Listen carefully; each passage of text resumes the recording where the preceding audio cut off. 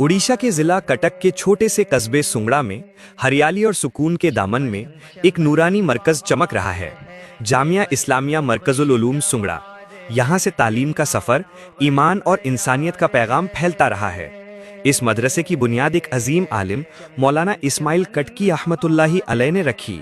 उनके शागिर्द और दूसरे फाउंडर थे मौलाना सिराजुस साजिदीन रहमतुल्लाहि अलैह। उन दोनों ने मिलकर एक ऐसी तालीमी तहरीक शुरू की जहां से दीन और दुनिया दोनों की रोशनी लोगों तक पहुंची। ये बात फ़ख्र के लायक है कि जामिया इस्लामिया मरकजुल उलूम सुंगड़ा एशिया के सबसे बड़े और मशहूर दारुल उलूम देवबंद की निगरानी और रहनुमाई में चल रहा है। यहाँ के असातिज़ा और निज़ामी निज़ाम देवबंद के उस्तादों के मशवरे और देख रेख में तैयार किए जाते हैं।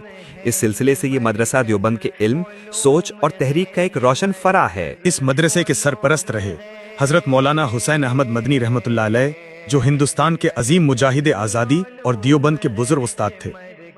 उनके बाद ये सिलसिला जारी रखा हजरत मौलाना सैयद असद मदनी रहमतुल्लाह अलैह ने, और आज उसी रोशनी को आगे बढ़ा रहे हैं हजरत मौलाना अरशद मदनी साहब दामद बरकातुहुम। यानी कि मरकजुल उलूम मदनी सिलसिले की रूहानी और तालीमी विरासत को जिंदा रखता है।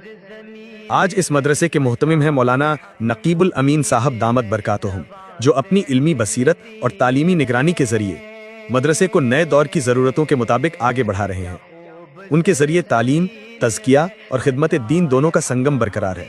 मरकजुल उलूम में दरसे निज़ामी, हिफ्ज़, क़िरात और तफसीर पर ख़ास तवज्जो दी जाती है, और साथ ही दौराए हदीस की तालीम भी दी जाती है। असातिज़ा अपनी तहक़ीक़, तजुर्बे और खिदमत के जरिए तलबा को सिर्फ इल्म ही नहीं बल्कि इखलाक और इंसानियत का पैगाम भी देते हैं। मदरसे का मकसूद है इल्म से इंसानियत तक रोशनी पहुंचाना।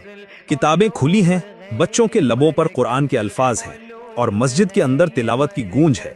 यही है मरकजुल उलूम सुंगड़ा का असली मंजर, जहां इल्म और नूर दोनों का मिलाप है। एक छोटा सा कस्बा लेकिन एक बड़ा पैगाम, कि जब नीयत साफ हो और रहनुमा बुजुर्गों के कदमों पर चलने का जज्बा हो तो छोटी सी जगह भी रोशनी का मरकज बन जाती है। जामिया इस्लामिया मरकजुल उलूम सुंगड़ा, इल्म, अमल और ईमान का संगम।